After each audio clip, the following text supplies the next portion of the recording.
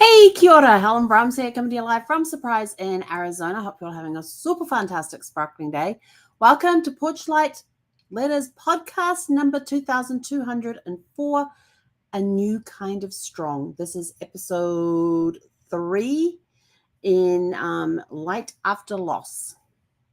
But before we get started, I have something really, really cool to show you. I got a card which just blew me away. It is handmade, which is just even more special because I love receiving greeting cards, and I especially love handmade ones.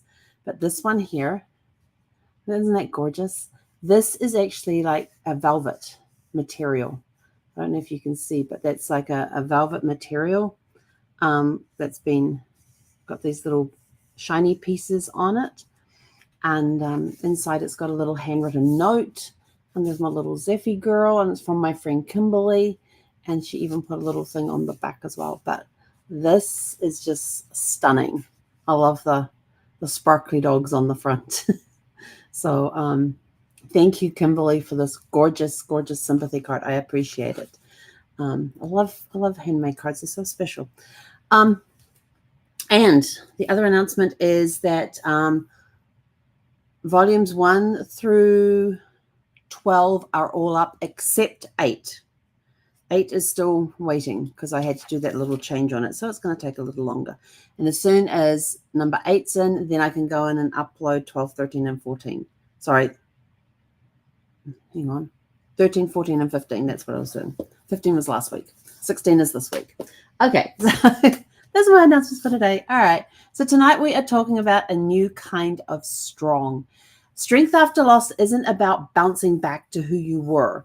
It's about discovering a new way of being, a strength that grows in the cracks of what was broken. This is not the same strength we had before. It's deeper, slower, and softer. Yeah, we can never bounce back to who we were before the loss happened. I had a very challenging day today. I got a lot of sleep in today as well. We'll talk about that as we go through this. So what it teaches us that loss changes the way we carry ourselves and how we face life. True resilience is about true resilience is not about returning to the old normal, but creating a new one. We can't go back to the old normal because it's changed. In the old normal, Zeffy was there. In the new normal, she's not. So we have to create a new one. We can't go back. Strength can look like vulnerability, asking for help, or resting. I got a lot of rest today. I don't know what it was, but for some reason today, Zeffy's loss was very, very strong today. I got up, I had breakfast, and then after breakfast, all I wanted to do was go and sleep. I was just feeling so tired and so drained, even after a really good night's sleep. And looking around the house and not seeing Zeffy anywhere, seeing her bed on my bed, seeing just her toys in the corner there that I still got to go through, I just brought back a whole lot of sorrow, and it had to get released. So lots of sparkles were flowing today, and sparkles are tears. Sparkles of love, the tears were flowing today, and everything just felt so raw and real today. So I basically slept my morning away. Well, actually, I did do, I had, what was it, Wednesday? I had a call to do at 9 o'clock, which I did, and then after that, I went and slept for an hour before I had to get online. And then when I finished work today, I went and I slept as well. So, although I'll probably still go to bed at the same time and fall asleep. But today I just felt very raw and real today, with a lot of emotions coming up. So I'm always grateful when I can release that. It was good to feel them. I have acknowledged them, and I am grateful that I got to experience them.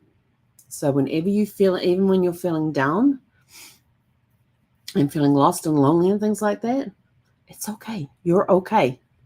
It's okay. It's okay to have those feelings and acknowledge them and be grateful for them. Be grateful that you have the ability to feel.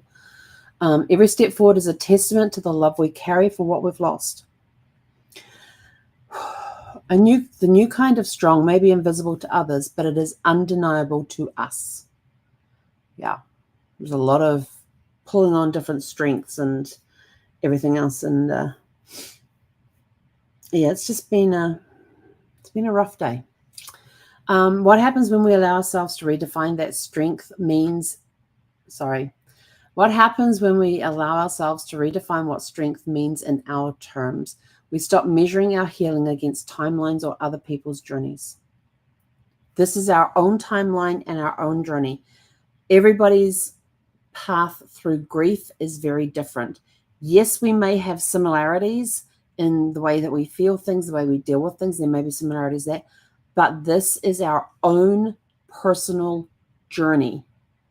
And even if you're in the household where somebody family member has passed, you're all grieving together, you are still all on your own timeline and your own journey. We all feel in different ways. We all express our emotions in different ways. That's what makes us unique and makes us individuals and makes us human. We give space for both grief and growth to coexist. We honor the ways loss reshapes our priorities. We see strength in moments we never thought we'd endure. Yeah.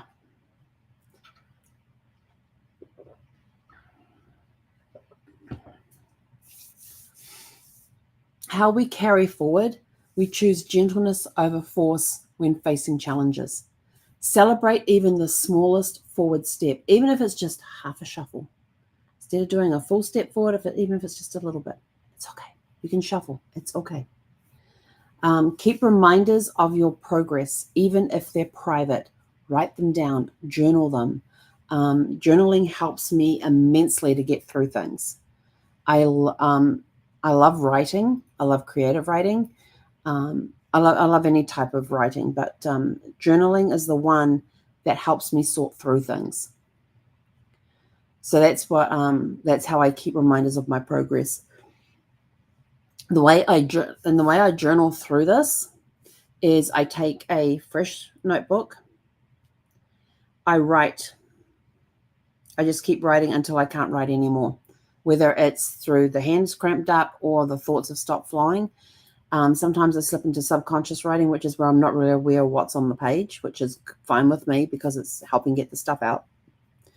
And then I close the journal for the day. I do not read it back over what I wrote. Day 2, I open the page to the next blank page and I just start writing. I don't even read what I wrote on day 1. I just write what's happening on day 2. Write out my thoughts and feelings and stuff. Close the journal. Don't read day 1. Don't read day 2. Get to day 3. Same process. Just write. Don't look at day 1. Don't look at day 2. Don't look at what you wrote on day 3. When you're done, close the journal. Day 4. Write your day 4 stuff.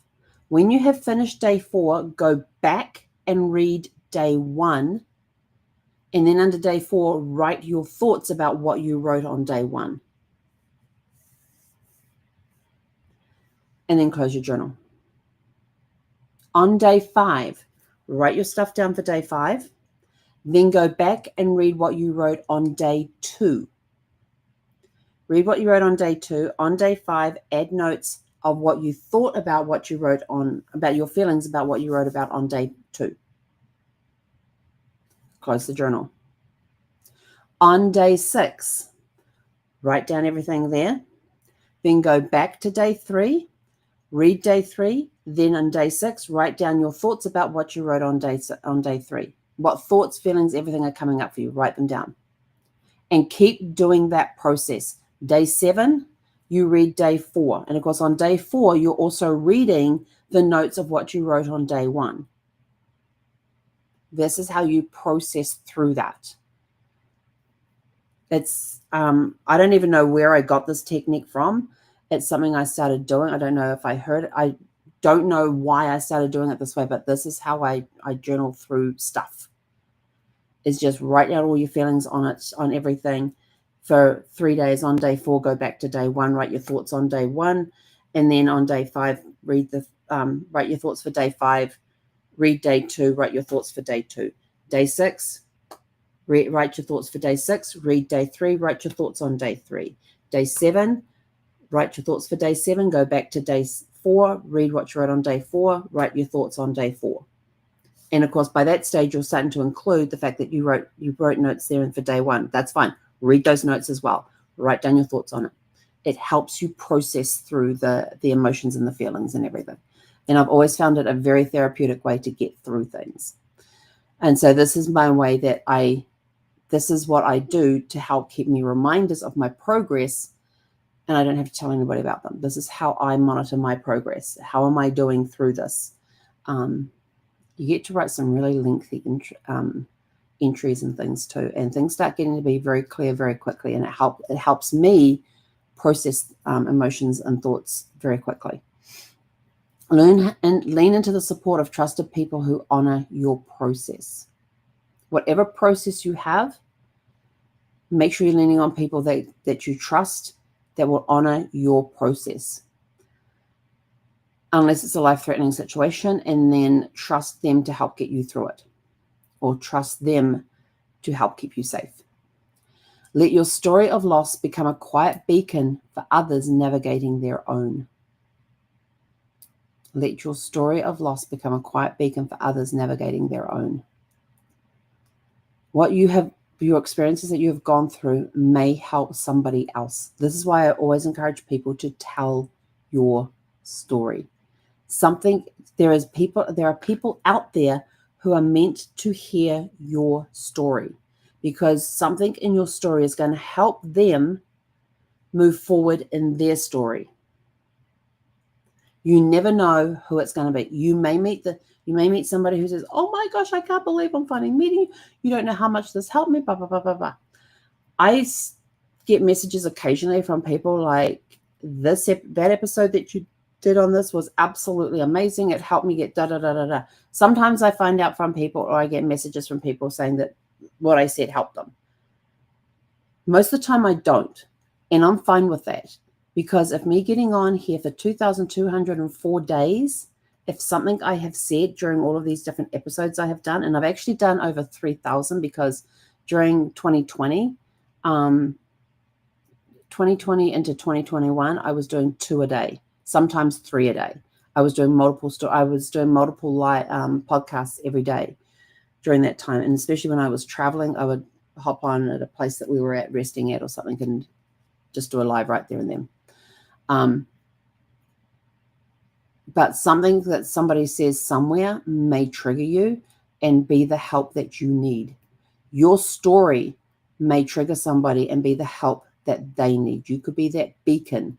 You may never ever meet that person, but out of all of these days that I have been doing podcasts, if somebody gets something out of it that helps them, it was worth spending every single minute of doing all of these different episodes and stuff just to help one person. It's like when you write your story, you may never know the person that it connects with, but it's going to connect. Your story is going to connect with someone and be a major shift in their life, or be a catalyst to help them shift. Could be the perfect advice that they need to hear. You may never know that. You are always a beacon for somebody.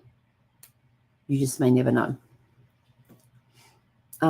In your legacy, we strengthen the strength we discover after loss becomes part of the legacy of the one we lost. Let me read that again. The strength we discover after loss becomes part of the legacy of the one that we lost. And it becomes part of that legacy part of that one that we lost becomes part of their legacy, because we wouldn't have gone through that growth and finding that strength that we discovered had they not passed. So that strength we discover becomes part of the legacy of the one that we lost, whether it was a person or a pet. Every time we live with more intention, compassion, or courage, we carry their influence forward into the world. We never move on from a tragedy, but we can keep moving forward. And there's a really cool TED talk about that too. It's a really good TED. We carry that person with us. We don't move on from them. We carry them with us as we move forward. And that's what we do that sentence says that every time we live with more intention, compassion, or courage, we carry their influence forward into the world. Your reflection questions for tonight. Oh, and if you look in the description below, I've got all the journals that are live or mentioned there with their links, and the ones that aren't uploaded yet, aren't live yet, the links are coming. Your reflection questions for tonight. Number 1, how has loss changed your understanding of what it means to be strong? Number 2, when has vulnerability felt like strength for you? Number 3, what small signs tell you that you are moving forward in your healing? Number 4, who has helped you see your own resilience when you couldn't see it yourself? And our closing thought for this evening is, your strength is not a replacement for what you've lost. It's a bridge built from it. And with that, we are out of here. Go out, have a super fantastic, sparkling evening. We will be back here live tomorrow evening at 7 p.m. Pacific. I have my mastermind call on tomorrow at 5. It usually goes a couple of hours, maybe a little longer. So around 7 p.m. Pacific tomorrow night we'll be on. Hei konera.